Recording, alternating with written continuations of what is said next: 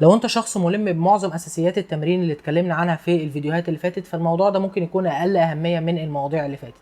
بس انا شايف ان انت تكون ملم بكل الاساسيات بتاعه التمرين احسن من ان انت تكون مش عارف حاجه معينه. والحاجه دي او الموضوع ده هو سرعه العده نفسها، ايه مقدار السرعه اللي لازم العب بيه في كل العدات بتاعتي في كل التمارين. في الاول انت لازم تكون عارف الاجزاء المختلفه من العده او التكرار اللي انت بتلعبه. في جزء كونسنتريك وجزء ايسنتريك، او بمعنى تاني جزء انت بترفع فيه الوزن ضد الجاذبيه، وجزء انت بترجع فيه الوزن مع الجاذبيه. هي دي تقسيمه العده او التكرار اللي انت بتلعبه. خلينا نبسط الموضوع اكتر. لو دي مثلا كوبايه قهوه او ايا كان اللي موجود جوه الكوبايه، اللي بيحصل ان انت بتبقى عايز تجيب الكوبايه من هنا عند بقك عشان تشرب اللي موجود فيها، فعضله الباي بتشتغل بتقصر وبتعمل انكماش عشان تشتغل وتودي الحمل هنا لحد بقي عشان اشرب اللي موجود في الكوبايه، ودي حاجه ضد الجاذبيه. لما اخلص اخد بق القهوه او ايا كان الموجود جوه الكوبايه واجي ارجع الكوبايه مكانها، اللي بيحصل ان عضله الباي بقت شغاله مع الجاذبيه وبتطول عشان ترجع الوزن تاني او كوبايه القهوه مكانها.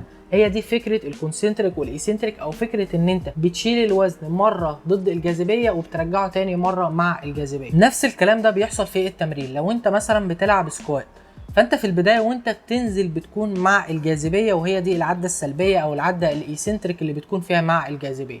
وانت طالع بتكون دي العده الاصعب وانت بتطلع بالوزن، وهي دي اللي بتكون ضد الجاذبيه او المعروفه بالكونسنتريك. والعكس مثلا في الديد ليفت، انت بتبدا بالعده اللي ضد الجاذبيه اللي هي الكونسنتريك، وبتنهي بالعده اللي مع الجاذبيه اللي هي الايسنتريك. بس ايا كان التمرين اللي انت هتلعبه، اي تكرار انت هتلعبه في اي تمرين هيكون فيه الجزئين ده سواء ضد او مع الجاذبيه. بالنسبه للجزء الكونسنتريك او الجزء اللي ضد الجاذبيه، ممكن الكلام ما يكونش على سرعته مهم قوي، لان مش انت اللي بتحدد سرعته بشكل كبير.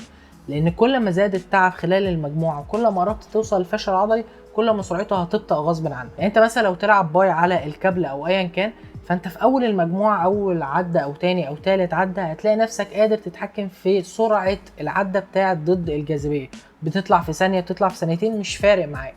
بس كل ما تقرب من الفشل العضلي وكل ما التعب بيتراكم خلال نفس المجموعه ونفس العدات اللي انت عمال تعملها، هتلاقي السرعه بتبطأ غصب عنك. يعني انت مثلا لو سايب عدتين او عده واحده عن الفشل العضلي او حتى وصلت للفشل العضلي، فانت ممكن تجيب العده اللي هي ضد الجاذبيه دي مثلا في 5 أو 6 ثواني، في حين ان انت ممكن في الاول كنت تجيبها في ثانيه او في ثانيتين من سهوله العده نفسها.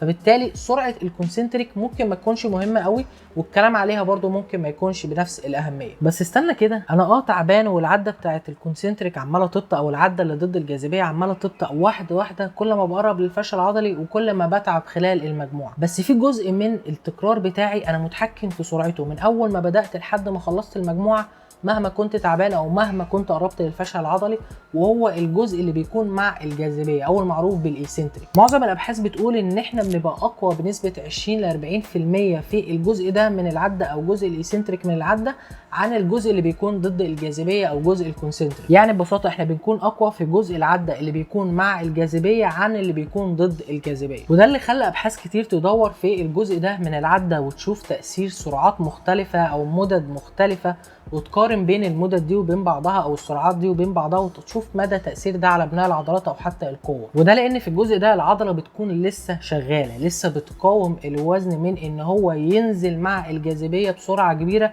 لو انت ما اتحكمتش فيه، وبالتالي العضله بتكون لسه تحت الحمل او لسه تحت الضغط في الجزء ده من العده. زي ما قلنا في دراسات كتير قارنت بين سرعات مختلفه في الجزء ده من العده، مثلا ثانيه قصاد 4 ثواني، او حتى ثانيتين قصاد 4 ثواني، او حتى مثلا هنشوف التاثير ده على تمارين للجزء العلوي من الجسم، او حتى تمارين على الجزء السفلي من الجسم. وفي دراسات خدت ناس عندها خبره في التمرين، ودراسات خدت ناس ما عندهاش خبره في التمرين. ولو انت عايز تقرا وتتعمق اكتر في الموضوع ده، فدراسات كتير هتلاقيها عندك في الوصف، لو انت بحثت اكتر هتلاقي دراسات اكتر من اللي انا حاططها في الديسكريبشن تحت. بس في حاجه، هو احنا فعلا محتاجين نتعمق قوي في الجزء ده من اساسيات التمرين؟ يعني هل التعقيد في الجزء ده من اساسيات التمرين لازم قوي كده؟ لان انت مثلا لما تيجي تفتكر لما اتكلمنا عن حجم التمرين او عدد المجموعات او ايا كان، اتكلمنا فيه في كذا حاجه اصلا عملناها على فيديوهين، واتكلمنا عن ارقام كتير، واتكلمنا عن اراء كتير، والموضوع اصلا بيتطبق بكذا طريقه. وده بديهي لان الموضوع يعتبر من اهم ما كانش اهم المواضيع اصلا اللي انت لازم تكون محددها وفاهمها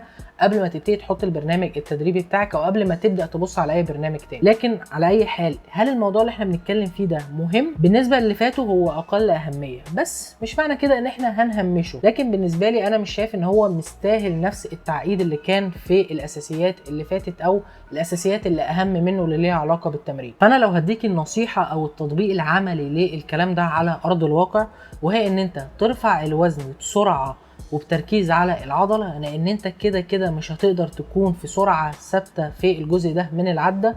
وانت بتنزل الوزن نزله بالراحه وبتحكم، بحيث ان العضله هي اللي تكون مسؤوله عن نزول الوزن مش الجاذبيه. بس برضو ما تافورش قوي، ما تنزليش مثلا في 7 8 10 ثواني وانت بتنزل الوزن. لو انت محب للارقام قوي، ممكن يكون ما بين ثانيتين لاربع او حتى 5 ثواني بالكتير قوي في الجزء اللي انت بتنزل فيه الوزن مع الجاذبيه. والجزء اللي بيكون ضد الجاذبيه زي ما بقولنا ارفعه بقوه وبتركيز على العضله، لان سرعته مش هتكون ثابته خلال المجموع. وبس انا مش شايف الموضوع ممكن يكون محتاج تعقيد اكتر من كده، على قد ما انت تكون فاهم بس ايه اجزاء العده وايه السرعات اللي انت المفروض تلعب بيها، بس مش بتعقيد او مش بتفاصيل اكتر من كده. انا شايف ان انت ممكن تعمل التعقيد او التفاصيل دي في الاساسيات اللي قبل دي او الاهم من دي شويه، انما في الجزء ده من اساسيات التمرين او من مواضيع التمرين انا شايف ان ده الشرح المناسب ليه. بس برضو لو انت عايز تقرا وتتعمق اكتر، هتلاقي دراسات كتير موجوده في الوصف، حوالي 3 دراسات من احدث الدراسات ومن اقوى الدراسات اللي اتكلمت في الموضوع ده، هتلاقيها في الوصف تحت.